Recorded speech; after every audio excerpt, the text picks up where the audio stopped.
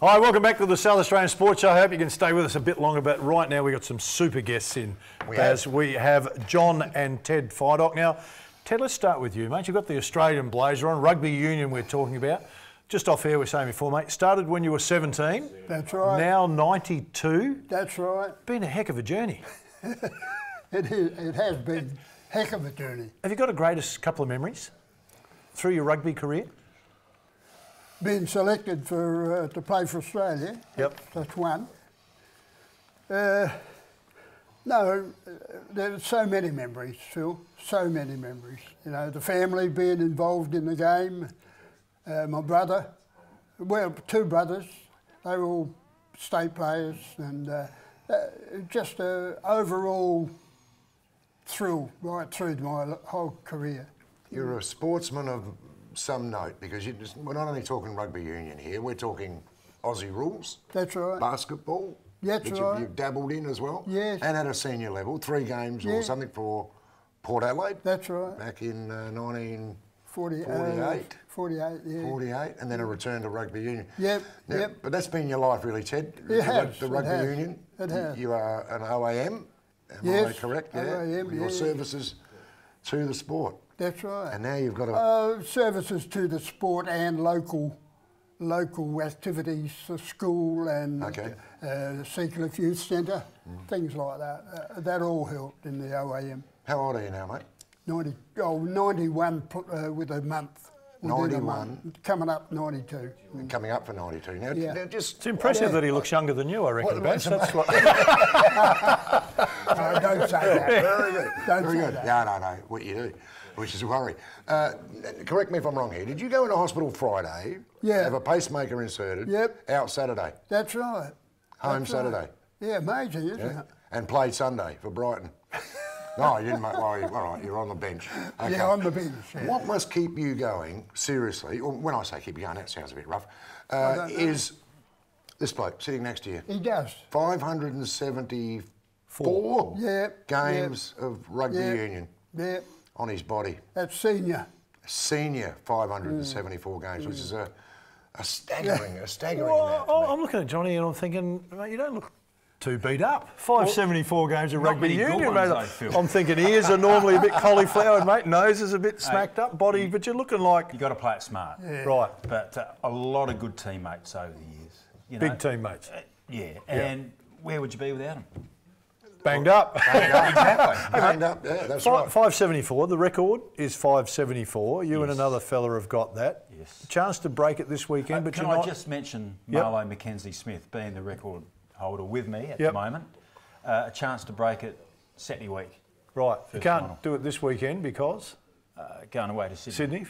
For the Bledisloe Cup. Not a bad one to go to. Which starts on the weekend. Yes, first one. Yeah, the first game. Yes. So, Jack, and what keeps you going for 574 games? Because that's what I was thinking. Exactly the same thing. I agree.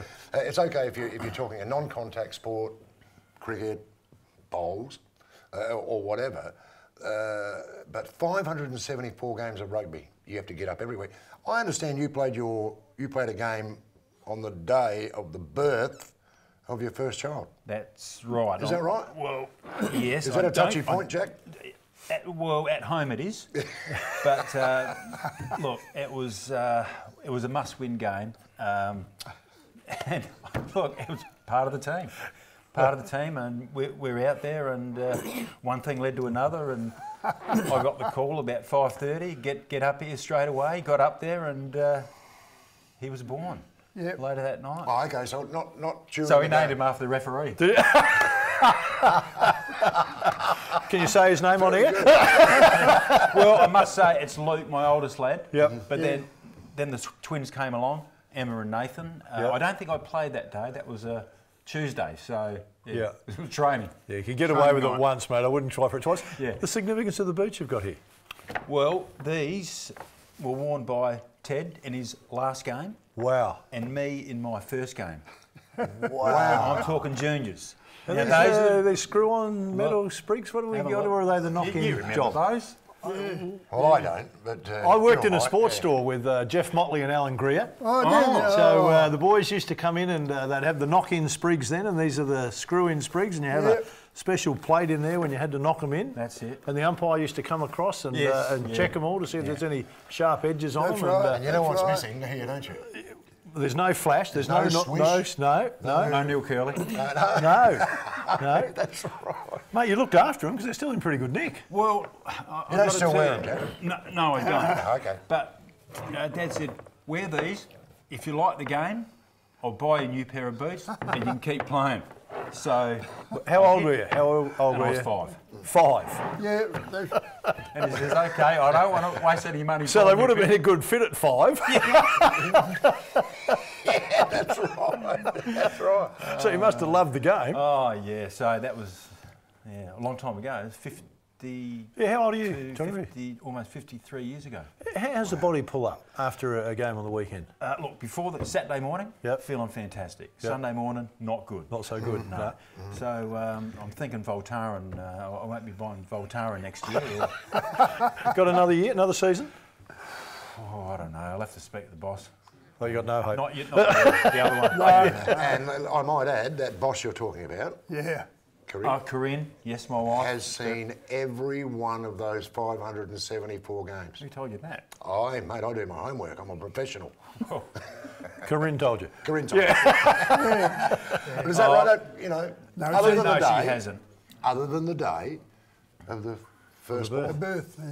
Yes, And well... I find that a bit weak of Corinne. Yeah, not to no, have gone out. Can't believe Corinne Had a didn't quick turn up, one. really. That's Yeah, well, right. based on what But Ted's I've been just a done. great Yeah. support. She's a She cracker. has been, she has been, yeah. To allow you to do And it. Mum, who went 12 months ago, I must mention. Yeah, Yeah. Great supporters. Yeah, My Mary. sorry to hear that, mate. Yeah. Hey, I asked Ted when we were off here, and I'll come back to that, the greatest player that you've seen. For you, is there a couple? Because it's always hard to narrow it down to one. If I said to you, your top 3 players over the journey of 30, 40 years of rugby union, who comes into your head? Well, that I've played against. Yep. I'd say Michael O'Connor, That's a fairly good one. who was a dual test player, Yep. league and union. Be David Campese, Yep. another good one. Yep. Yeah. You played against Campese. Campese, yes. And I played a game with one of the Ella brothers. It was Glenn Ella. Yep. Very good player. Very hard to split him and Mark. So, yeah, those 3. But around our club, we've had the Brighton Rugby Club. We've had Massive club, hugely successful. well 33 premierships, Yep. A-grade premierships since '68. Yep. So Staggering. It's unbelievable. Yeah. Staggering. Yeah. And that goes back to the early days of the coaching and the mentoring through the primary schools and what have you. But there's been some great players come from there. Phil Bruce, Richard Sara, Wes Badhams, the Millers. The names just go on. But without that foundation and a pathway that Brighton give the juniors going through, we wouldn't have that success. And You've got to be proud of your record, Jack. You've played in about 10 Super. flags, 10 flags. Division 1 I'm talking about, top grade Yeah. premierships. I was going through both the bios of you two, and they are eerily similar, if you like, in a lot of ways. A couple of Don Smith awards together. Amazing records. You must be... Well, you must be very proud. Very proud. Must be very proud, man. But you must be very proud of your dad as Oh, well. His record here. If we had the chance to read it out, it is quite staggering, really, the amount of work that you've done in the game. Yeah. I've got a brother also who is a Don Smith winner. Why isn't he here? Yeah. I'm falling off the edge. Where is he? Well, Where is he's he? having a transplant today. He'll be in tomorrow. That's Bill Fidock, Yeah, Yeah, Bill. okay. who played at W. Port. Yeah. Yeah, he played cricketer, district Woodville cricketer and for Port Adelaide. yeah, anyhow. Yeah, but that's Bill. He's a, Hey, Ted, through your time, you said you played rugby, you played Aussie rules footy, a bit of cricket, some basketball in there Yeah, as well. everything. Kids today don't get that opportunity, because they train them 3 times a week with the sport they're in. Do you think there should be more opportunities for younger kids to do what you did? Play a variety of sports? I suppose, but it's very hard to, very hard for parents these days too. Yes. And That's a good point. but we I don't know. Don't know the answer. Why? But I tried everything. And a lot of it was prior to rugby. Yeah. I mean... and you fell in love with rugby? Is that what happened? You've tried these other sports and then rugby was the one you loved? It's quite a story there. And a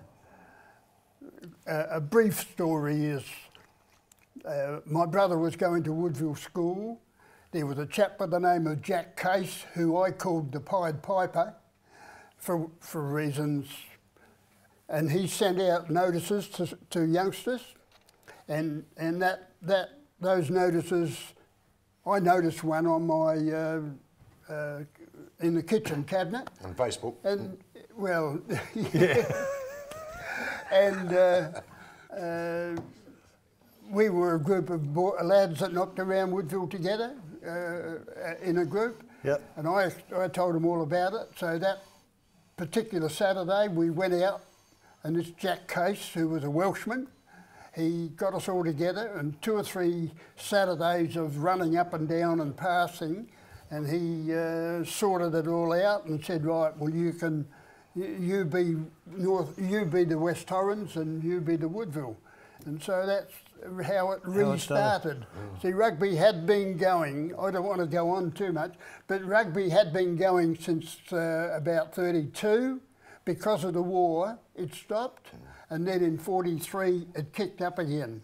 And from the Woodville Club, in particular the Woodville Club,